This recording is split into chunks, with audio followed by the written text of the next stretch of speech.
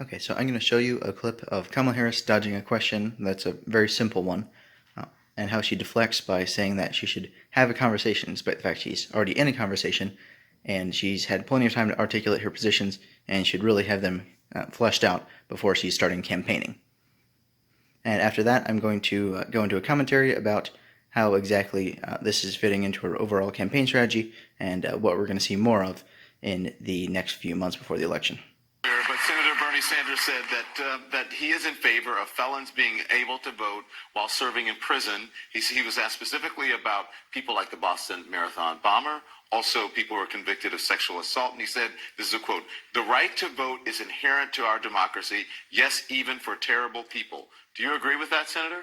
I agree that the right to vote is one of the very important components of citizenship.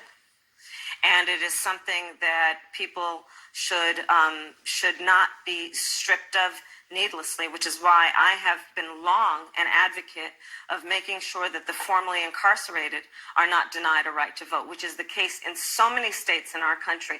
In some states, permanently deprived of the right to vote. And these are policies that go back to Jim Crow. These are policies that go back to the heart of policies that have been about disenfranchisement, policies that continue until today, and we need to take it seriously. But people who are convicted in prison, like the Boston Marathon bomber, death row, people who are convicted of sexual assault, they should be able to vote? I think we should have that conversation.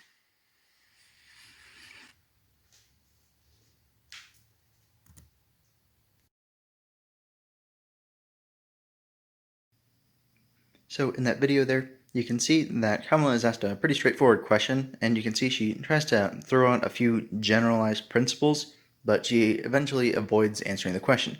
She doesn't say that people who commit acts of domestic terror should have the vote, and she doesn't say they shouldn't have the vote. She says that she wants a conversation. Well, first of all, she's already in a conversation with someone. Like, there are a ton of people watching, she's talking to someone openly. I mean, that was a perfect opportunity to say what exactly she wanted, and to go into how people should argue about them. And not to mention, she's had plenty of time to converse with people. I mean, she's had how many months, how many years has she been considering going for presidency? So she has had plenty of time to think over her positions.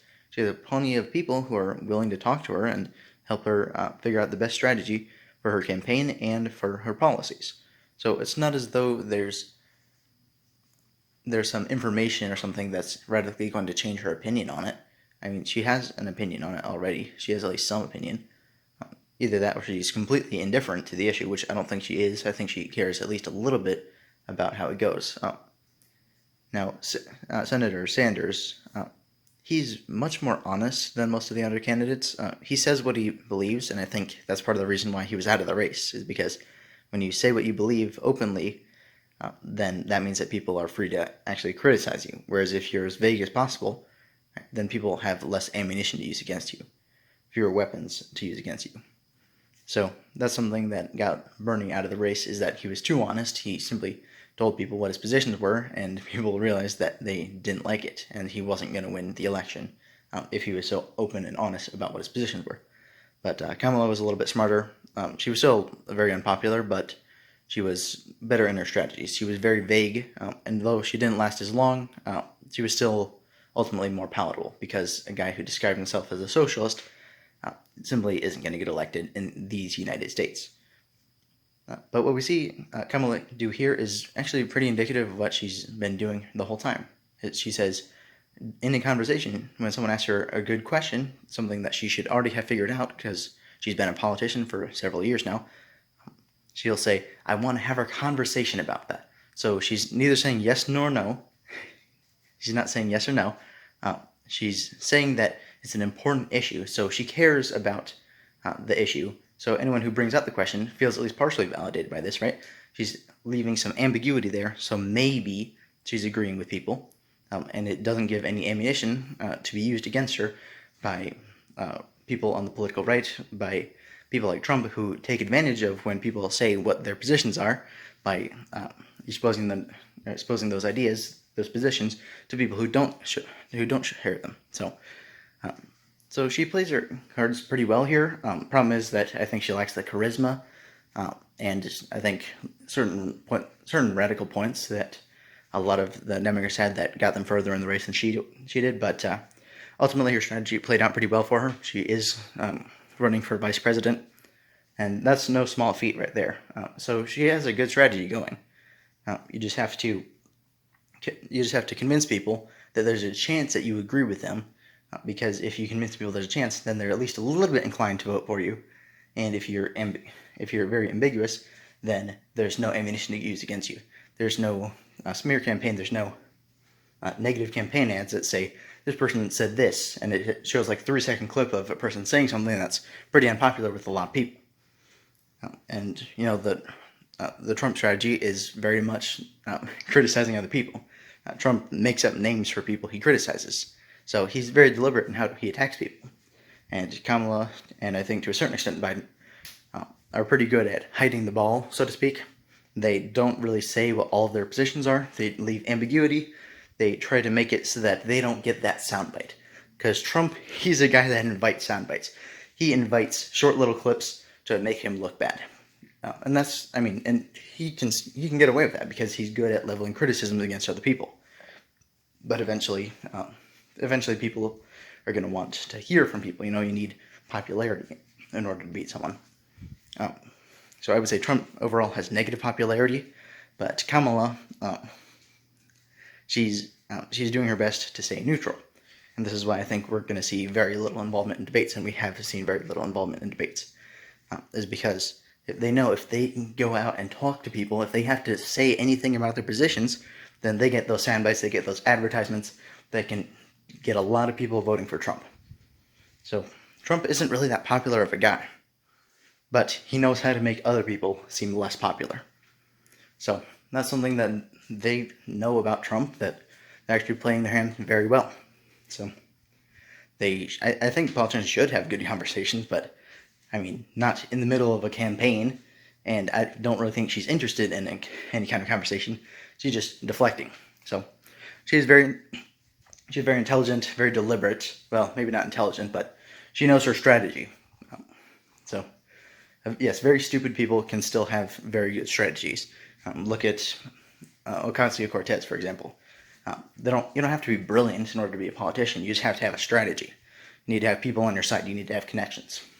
So, yep, that's basically her strategy: is don't give any sound bites to Trump, because you can get plenty of sound bites of Trump saying bad things, but he is really good at finding ways to point out things that you did wrong. So, yep, so that's basically the strategy, and I think it's going to work pretty well for them. I don't know if they're actually going to be able to do it, partly because Joe Biden is extremely, he's a bit past his expiration date in terms of intellectual ability, let's say. Kamala, she still doesn't have that charisma. Trump, I mean, I'd say overall he has negative popularity, but he still can be charismatic to people who, to a certain demographic of people. So, Trump can rake in votes from certain people. That's what I'm saying. Kamala, she's not much of a rake. She's kind of just a little bit downhill from Trump. And I think Trump, what he does is he tries to do himself lower so that the voters flow to him. That is, that's a pretty silly analogy, I suppose. But yeah, Trump's strategy is to make the other people look bad. And the strategy of the Democrats in this race is to not give any ammunition to people who take advantage of when they actually say their positions and tell them, express them through sound bites to people who really don't like those positions. So I think that's what helped to kill Sanders, is he simply was too honest. He let people have those sound bites, and he was destroyed for it. So, yep. So Trump is going to have a run for his money this election. Democrats are in a pretty good position, actually. Somewhat of a good position. At least their strategy is well fleshed out. Trump, his campaign ads, they can be a little bit off sometimes. They fluctuate. He doesn't really have a great strategy. He just knows how to make other people look bad. And he's going up against, he's versus people who are very good at strategy, but lack charisma, lack intelligence. So it's going to be a weird race. Personally, I think Trump will win, but it's not going to be an easy fight. He needs to be doing his best. His advertisers need to be doing their best to show the Democrats in their positions to everyone. So the more they can get that honesty, that Sanders-style honesty about how unabashed you are about your beliefs, I mean, if they can get that truth going through, then I don't think the average person is going to have their beliefs aligned with them. And then, of course, he also has the incumbency advantage. So yeah, I'm thinking Trump most likely, but you can always be surprised, and who knows? Who knows? Maybe they just won't give Trump the ammunition that he needs to shoot him down. So, thank you very much for watching. You have a good day.